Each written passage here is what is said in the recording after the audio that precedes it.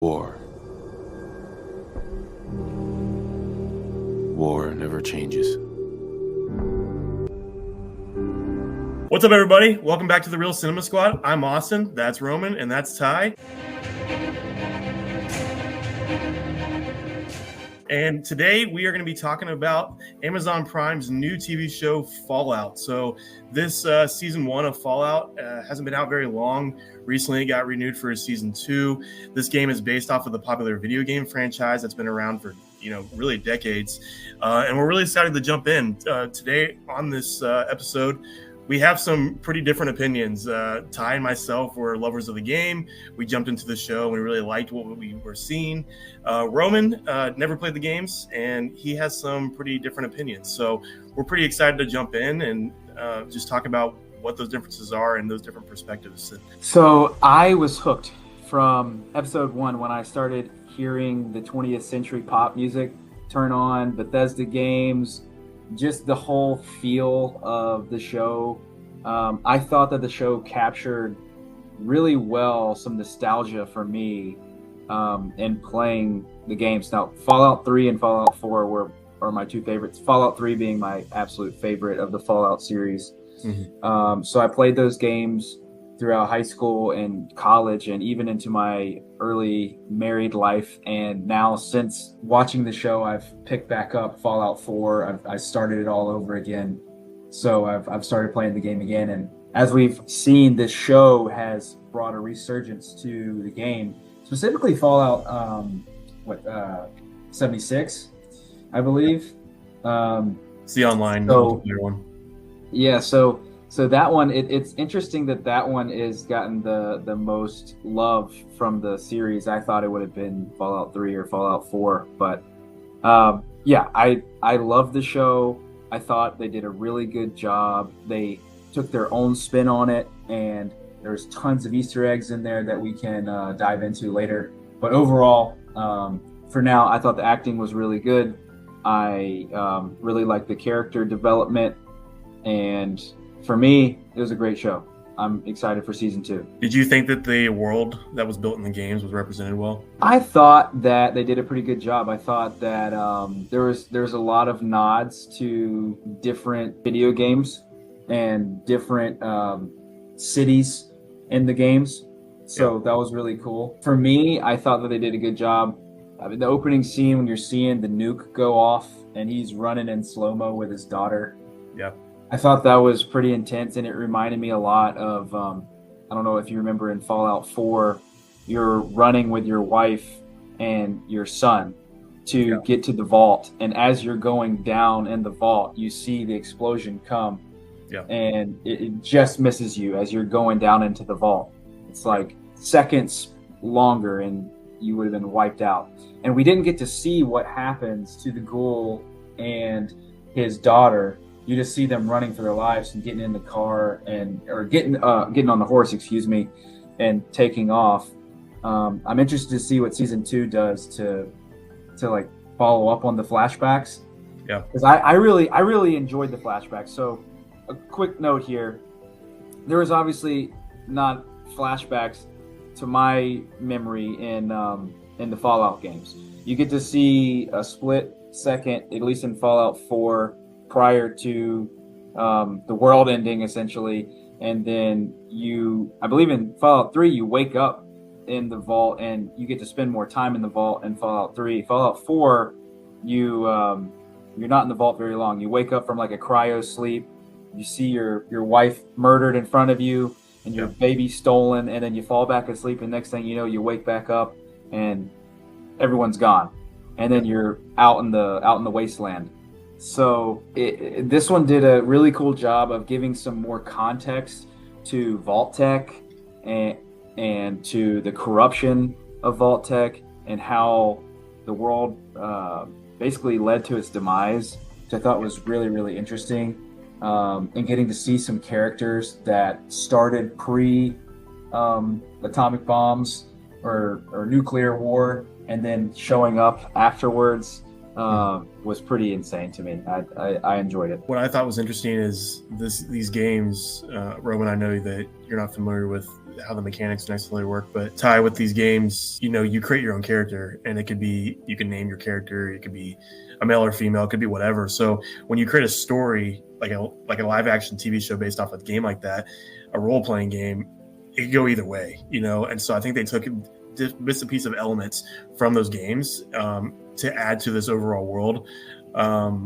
I'm not sure if you're familiar with the timeline. I looked it up, and this show does take place after all the games that we played so far. So Fallout 3, Fallout 4, New Vegas. This is later. And then, we saw at the end, her dad saw New Vegas in the distance. And so I'm kind of curious to how that's all going to play out. But, I thought that world that they built, every game, like you said, opened up where you pretty much saw what life was like before for a split second. And then you saw the explosion, and then everything changed. And you never really understand how people kind of got where they ended up in terms of that. You just kind of woke up, and like you said, they were there. And what I liked about it was that when it opened up into the show with Walter Goggins' character, Cooper, I believe his name was, and his daughter, and they were at the birthday party, I immediately was transported into the show because of the games, because the show opens up with Nat King Cole's song Orange Colored Sky, and I literally remember running around the wasteland with that song playing on my Pip-Boy and blowing off heads. And as a kid, I thought it was the coolest thing, because I'm like, oh, I'm listening to this music that I really love. Like, I genuinely love Nat King Cole and that music, and I thought it was the coolest thing to be able to see that represented on the show. Like, every time there was some crazy fight scene going on or people getting their limbs chopped off, there's this crazy 50s music playing, and it's just so like contradicting the scene you're watching, because of it. Like, you're seeing music that's very happy-go-lucky, but you're seeing stuff on the screen that's very gruesome. I just thought they represented that very well, so I really liked it. One of my favorite part of the show was actually the ghoul Cooper. And I'm kind of representing this hat today as a cowboy for him. What I liked about it is that in the games you see the ghouls and all their clans and all that kind of stuff, and you see how depraved they are, but you never really got a ghoul from that perspective of why he ended up like that, and then also what all his motives are. And so with bringing Cooper into that, and you actually get to see he had a family, and get to see that he really doesn't want to be like that. He's just surviving, and he's trying his best. He doesn't want to become rabid like the other ones. Thought it was really good character development there. And then, I agree with you, Ty, the Vault-Tec thing where they're so corrupt. I mean, it's just like our world today. I mean, with anything, governments and political parties and that kind of thing, and just how there was conspiracy behind that, right? They were trying to save themselves. They weren't worried about the people. And the fact that you actually get that backstory with Vault-Tec and realize that they were just all just trying to preserve people and that kind of thing, and the rest were just fending for themselves, I thought was pretty powerful. So that's kind of just my overall thoughts, just from a quick glance, just because I was such a fan of the games, and seeing aspects of that represented with the Brotherhood, with Vault-Tec, with New Vegas at the end. We can get into a little more Easter eggs in a bit, but I'd be curious what Roman thinks, because I believe he has different opinions than what he does. Let me start by saying there were some things that I really, really liked. First of all, the music, as you mentioned, Austin, it was great that it was the 50s and 60s era music and some 70s sprinkled in there. And specifically when Walt Goggins' character Cooper comes out of his movie trailer in the flashback and Buck Owens' Act Naturally is playing, I loved that song as a kid. But just all the music in general, like you mentioned, was really, really great. I thought Walt Goggins and Ella Parnell, who played the character of Lucy, did a fantastic job, as well as Kyle MacLachlan, who played Lucy's father. Particularly those three stood out to me. There were quite a bit of Easter eggs in there. Were there any that stood out to you that you want to talk about that you thought were really cool? So I love that Dogmeat was in it. So Dogmeat, Roman's from Fallout 4. So right when you come out of your vault in Fallout 4, you meet Dogmeat, and he's your companion that you can take throughout the game. And so they put a spin on it. Obviously, in this one, the ghoul gets to hang out with Dogmeat eventually. Wilzig, his character, the character from Lost, it was interesting seeing him again, and I really like him as an actor. So having him killed off early stunk, because I would have liked to seen his character play out a little bit longer. But really interesting. Was that the guy with the glasses? Yeah. Was that the guy from Person of Interest? Correct. Yes. Yeah. Yes. Yeah. Okay. Yeah, the one who got his head chopped off. Yeah, so Wilzig gets his head chopped off. He's got a fusion core in his neck. But so the thing that I want to actually ask you, Austin, did you think that Wilzig was from the Enclave, or was that like a West Tech facility? That was one of the questions I was wondering about the facility he was in, because the Enclave, I think at this point in the movie, or in the show, I should say, is all but wiped out Yeah. from the video games. Yeah. But yeah, I want to know really quickly what your thoughts are on that. Yeah, I was trying to pinpoint some of those things too, those organizations. And since it is later in the timeline, I don't think it was the Enclave. I think it was either West Tech or somebody else. I thought, because when you get the inside look into that facility, not only do you see the testing on dogs like dog meat, but you also saw people carrying bodies out on stretchers, and you saw that hand, which was a super mutant. And we didn't see super mutants in the season yet, so obviously they're probably going to come. They were trying to save things, I doubt they were trying to throw everything at you at once. But I think that it was some type of organization like, that I think is probably going to tie into the larger thing. I'm not entirely sure the Enclave is completely gone. I mean, I think the Brotherhood and that is going to go toe to toe later, especially with Lucy's dad kind of going on his own and trying to do his thing. He stole that power armor, and now he's running off to New Vegas. New Vegas had such an important part in the games, especially, you were a courier in that game, and you went and did some things that was different than a vault dweller. But I think New Vegas is going to play a big part. I wouldn't be shocked if Anchorage played a big part too, because Operation Anchorage from I believe it was Fallout 3, and that was such a big part. So I think that they're all going to tie that in. I think a lot of those facilities, a lot of those organizations are still running on the background. I just think we got Brotherhood because Brotherhood's probably the most appealing to a larger audience because of the suits and everything. Well, they gave nods to Anchorage in the show. They did. So I think that you're right. I think that's gonna play some kind of role in season 2. Obviously, another big thing that stood out to me, Super Duper Mart. That was cool. The Pip Boys was obviously like a video game accurate Pip Boys. Also loved that the hacking. Norm got to hack a computer, so Roman, another really cool thing in the Fallout games is you get to hack computers. And it starts off as like novice hacking, and then there's like different levels of computers that you can hack. And there's also different locks that you can unlock with bobby pins and like a screwdriver. So throughout the game, you build up you upgrade yourself throughout the game, so you can persuade other people, you can unlock doors easier, and you can hack computers easier. And so that was really cool.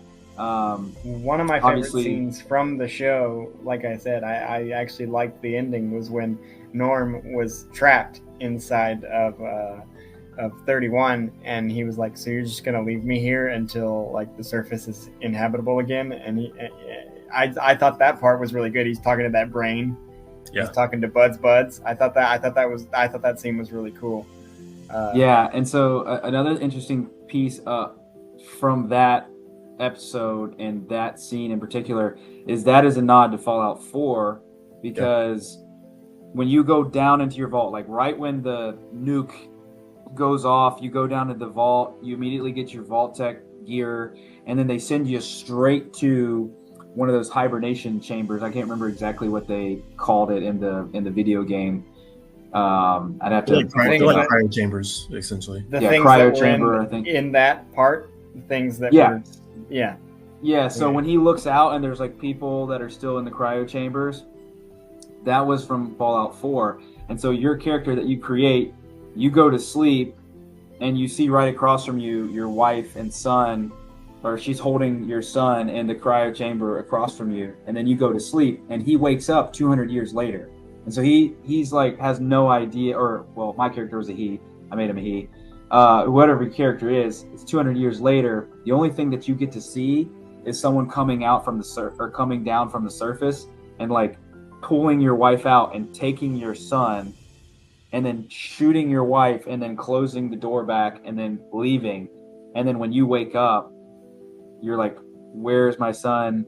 And like all the other people in all the other chambers are dead. So there's a malfunction on all of the other chambers. So that was a really neat nod. So a few other things that I would say while Austin's joining is Roco, West Tech, Repcon, Big MT. All of those were nods to the video games, whether it was New Vegas, Fallout 3, Fallout 4. You know, what stood out to me was little things here and there. I mean, they represented the Nuka-Cola stuff. They represented the advertisement really well. The Pip-Boy stuff was really great. I love that Cooper was Pip-Boy, essentially. Like him being the movie star and then filming that stuff, and he did the thumbs up thing, and straight up, I mean, that's Pip-Boy. So I mean, it's cool that as somebody who didn't play the games, I was very curious in the opening minutes when they were taking the picture and like, dude, they're like, do the thumbs up, and I'm like, okay, and then once it goes to the vault and they have their armbands and you see it over and over, you're like, oh, that's cool. Yeah. And Roman, and one of the things that happens in the game, you collect those little Pip-Boy figures, and they have different skills to them. And one of the things, Ty, that I thought that they would include in the game or in the show more was that they would kind of reference, like, I mean, obviously it's not a game, so they can't like reference like, oh, this person's leveling up on this like skill. Right. But I thought the way Lucy handled herself in the world and the things that she was learning was essentially like that dynamic of And so I thought that was very interesting because she like slowly learned how to like convince people to do things, slowly learned how to like do different activities because she was so naive. And so I thought that was pretty cool because what I thought was kind of funny about that was, you know, I did talk to you, Austin, about how some of the reasons I thought the script was kind of uneven was the turns of naivete that she took at times, and which I get is the point, but there are better ways to handle it. But I think it was funny that towards the end when she goes into to like Area 12 or whatever it was after the people of District 4 told her, or Vault 4 whatever, told her not to, and she goes in there and then they end up catching her, and all of a sudden after being in a vault her whole life where everything's been peaceful, she knows how to fight. Like all of a sudden she's like throwing people off of her and you're like, wait a minute. Like she knew how to fight when the Raiders came in the beginning, and the dude, she sleeps with her husband and then he ends up trying to kill her, and then and then she but I think she was being trained down there. I mean, they had classes. She was being trained in the vault. Yeah. I think that's part of the vault thing, is that even though the people were naive being born into it, they still were being trained to do certain things because I think the leaders knew that something could happen. So I think, but what was really cool to me was just the creatures that were represented. I know not all the creatures in the game were there. You had the Yagwai, which was like the big bear that they fought in like the third episode. That big fish thing that wasn't in the game, but it was like I think it was a representation of some different mutation things from the game. What I was actually missing, Ty, was the Death Claw, because I remember those Death Claws being so freaking hard to beat in the game. But what I loved is at the very end when Lucy's dad was running up on New Vegas, you see the skull of the Death Claw, and so you know you're going to get it in season 2. They had to. I was going to say they're probably saving it for future seasons because you can't throw everything in the games out all at once because then you got nothing left. Yeah. Yeah. So in Fallout 4, you go into a town pretty quickly, and you help out the Minutemen, and there is a I don't know which version of the armor it is from the Brotherhood, but there's Brotherhood crashed fighter plane like up on the top of a building. You go up there's a fusion core down in the building, you put it in, and so you immediately have the suit. Quickly in Fallout 4, we could go on and on about the different Easter eggs. A thing that I want to dive a little bit deeper into that I thought that the show did well was just the conspiracy around Vault-Tec and just the pure evil that Vault-Tec was. Yeah. And so obviously there was nods in the game of just how bad Vault-Tec was, and that there was even nods in the game that Vault-Tec was the one that, dropped the bombs. I loved the scene where you find that out in the show. I loved the scene where Cooper is listening in on the meeting because he's put the tracking device on his wife, and she's the one that says it. I was like, oh, that was cool. Yeah. So if you think about it, like obviously they're taking advantage of the end of the world. Essentially, they're selling the end of the world. Yeah, they're using propaganda, and basically they've come to a point where they genuinely think that the best thing to do is just restart and wipe everybody else out that doesn't agree with the way that they think. And then on top of that, which is the sickest part in my mind, is that, hey, let's build a bunch of vaults and we're going to let everybody experiment in different ways in every vault and we'll see which ones work, which is kind of just disgusting that they're using humans as live tests, essentially. And it's interesting, in the games you can find out what different vaults, like what kind of tests and ways that they run their different vaults. And so it's interesting the nods that they do there. But I love that the show gave more context to just how corrupt Vault Tech was. Yeah, I mean, you even saw in the vault that they went down and they were doing all the rituals and stuff towards that woman who was the cult leader, and you saw the experiments they were doing and the creatures they were creating, and the doctors on that video, like how they were attacked by that creature they created, and so, which was way different than Lucy's vaults, right? Yeah. And so, I really like that too. And you know what I loved about that end scene in the boardroom when Cooper's wife was in there. What I loved is they were she was trying to broker just for her family to survive, which is pretty ironic considering that Cooper did not survive the blast. He obviously didn't die, but he became a ghoul and he was corrupted for it. And his wife and his kid are probably out there somewhere in cryo chamber waiting to be resurrected. And I think that's probably going to be part of season 2, and that there's going to be a big thing there.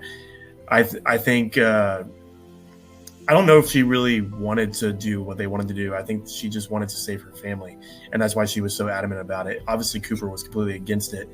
And I think what's crazy to me is that I look at the real world today, and I mean, there was just news like a couple months ago that Mark Zuckerberg was buying like an underground bunker for him, and it kind of makes you start thinking about just things and how like elites do what they do, and people that have money and power and that kind of thing. And I don't think it's too far off. Obviously, this is a very sci-fi type show. It's not too far off from human, ability to do something. And I think I was telling my dad, I was like, you see especially in that opening scene at the birthday party, those two best friends, and then immediately when everybody's running to their vault, the people that lived at that house, he punched his best friend and gets in the vault with his family. Like, no matter how much relationship you have or how close you are with somebody, it completely turns feral. And I think that's just a depiction of the sinful nature of humanity. It's the human condition. Yeah, it's the human condition. And so that's what was crazy to me, because I just think it represents, in a very bombastic way, the potential of humanity to do some pretty terrible things. And I think that's why even, the saying of Fallout in every game is war never changes. And I know his wife said that at the end. I was disappointed that it wasn't Ron Perlman's voice saying like world never changes, because that's just such one thing I really thought was going to happen, and was kind of disappointed when it didn't, especially because the reality was far more tragic, was when Norm was hacked into the computer and was talking to the overseer of 31, pretending to be Betty, when it was like, you need to come to 31 right away. I swore, I was like, it's going to be their mother, and he's going to walk in and go, Mom, and then she'll be alive. And then what the reality of the mom's fate turned out to be so much more tragic. And but I was convinced. I was like, it's going to be his mom. It's going to be his mom, and he's going to walk in and whatever. But that was something that I was trying to predict. Obviously, as somebody that never played the games or knew anything about what to expect, I was like, oh, it's going to be his mom. I thought the same thing. It was, I literally ended that episode and was like, it's totally his mother. I don't know, but I don't know about you guys. I don't know if that was really her mom sitting there. I think because it was very weird the way that happened, where she saw her mother's necklace around that body. And then like they shot the body, like they shot that ghoul. I just don't, but it didn't have enough of a weight to it to make me feel like that was actually her mother. You know what I mean? Like, but then you obviously see Henry's character be like, you don't understand. It's not, kind of alluding that it's not what you think, kind of thing. Of course, that's what you say when you've been caught doing something that you shouldn't have done. He's like, you're not what you think, but there's a real possibility. And I think it'd be a nice twist of she is still alive. Yeah, I think so too. Because she had such a opinion than the dad, and I think. But at the same, but at the same time, there are other shows and things that pull that twist, and it really angers me. Not to make us go long on this one, but I remember watching that show Revenge in college, and I was really into that show on ABC, where she's avenging the death of her father for 3 seasons, and it's like this really good show. And spoilers for anybody that hasn't seen it. But then at the end of season 3, you find out her father has been alive the whole time, and then it's like, oh, so all this was for nothing. Sometimes the parent you thought was dead being alive can cheapen the whole thing. And so if they were going to do something like that, you kind of have to do it extremely carefully. Yeah. So Ty, Roman, obviously we have all kinds of thoughts about the show. Just from your perspective of people who have played the game and who haven't, what are you hoping to see moving forward? If there's things that you saw in season 1, you're like, oh, they didn't do it, from a knowledge standpoint of knowing the universe, or even just for someone who's never entered into the universe before, what do you think? What would you be hoping to see? What do you think's missing? That type of stuff. I'll go first because I probably have less to say. I don't know what to expect as far as what's coming next. What I would think would be interesting, I know that's not the direction they're going in, but I think an interesting direction to take would be, they mentioned in the board meeting scene where you find out that Cooper's wife is part of it, that they're like, oh, we can train each vault to be its own thing. And we saw a little bit of that with 4 and with the 31 and that kind of stuff. But I almost think it would be cool if this was like almost like an anthology series where each season followed a different vault's reaction to what's happening. Almost like you guys remember that movie Vantage Point, where I think Forrest Whitaker was in it, where the movie was like 2 hours long, but it was basically the same 15 minutes over and over and over from different characters' perspective. And obviously this is not the direction they're going with it. They cast these big name actors to be in the show long term. But I do think it would be cool because there's different games and because there's different things and because it would kind of nod to the ability to create your own character in the game each time to see different characters kind of take center stage in each season of the show. I want to see Cooper reunited with his family. There's going to be so many emotions in that scene. Like, they're going to see him and what he's turned into. If they're still out there, which I'm assuming they are. So you got the potential of the mom still being around. Like, that could totally be a misdirection. So the mom could still be out there. Mm-hmm. They're going to encounter the dad again. Like, I do want to see more of that. I want to see Norm, not just Lucy, but Norm interact with his father now that they know what they know. Because I want to see how Norm escapes. Because clearly before that, like, their father was everything, like was their entire world. So I would love to see that interaction. So those are the big ones for me. I mean, Cooper stole the show for me. I thought he was the best thing in the show. For sure. It was hard to top him. I really enjoyed the flashbacks. For me, the context of the flashbacks. So I hope they continue to expound on the flashbacks and give us more and more and more of what ultimately led to the demise. So seeing flashbacks, following the characters. I want to see what they do with Maximus. Obviously he's got a lot of stuff going on internally, and he's battling some inner demons, and he's pretending to be something he's not. And so that's something that I want to see play out a little bit more. They kind of turned the Brotherhood into a more religious almost cult than it was in the game. Like, they were more militaristic in the game, and in this one they seem to be a little bit more cultish, which I feel like, I guess they're technically, I don't know, we can scratch that piece. But the actor that plays Thaddeus, you knew the kind of character he was going to be, because he is that character in everything I've ever seen him in. He's the exact same character. So I think the powers that be, whoever's still running Vault Tech, is going to go to war with either the Brotherhood or, folks that are actually in the vaults. There's going to eventually be a big battle. We kind of got a taste of that in the final episode, which I love, because in the video games, there's constant battle going on between the different factions. Mm-hmm. So, like the Raiders and the Brotherhood, and like, I want to see more of that. So I do we're think gonna that was get more of that. I do think that was the best part. I think that's what made the last episode the best episode for me, as somebody that wasn't. I wasn't the target audience. I was like, this part's really cool. Yeah. Yeah, no, I agree with all those things. I think for me, I would love the Coop storyline to continue. I'd love to see him reunite with his family. I agree with you, Ty. I would love to see more flashbacks, not only with Coop, but just other characters, other things going on that kind of tie into the larger story. I think getting to see what it was like in the 50s and then how it is now, like that dynamic back and forth, is really good storytelling to be able to see how far it's come and how depraved it's become in the world. And so I really like that. I would also love to see them explore just locations that we love from the games. I know New Vegas is going to come, and I think we're going to get some really cool stuff from New Vegas. I'm curious of who's actually leading New Vegas now, because it's probably not the same people from the games, because obviously, the game kind of closed out that story.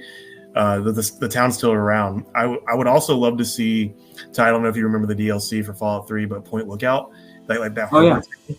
That was one of my favorite parts about Fallout 3. And so I would love in a future season them to have a whole storyline in these kind of more remote locations, because I think that would just add a really cool dynamic beyond just the general wasteland. I think we've gotten a good sense of just kind of that more desert feel, but let's get into more of these bigger cities that are ripe with scavenging, like from the game, and different types of characters and different storylines that are connected to different factions and cults, and because there's so many things out there in the game, not beyond ghouls. I mean, there's vampires, there's all kinds of crazy stuff. So it'd be really cool to start seeing more of that beyond the Brotherhood and that.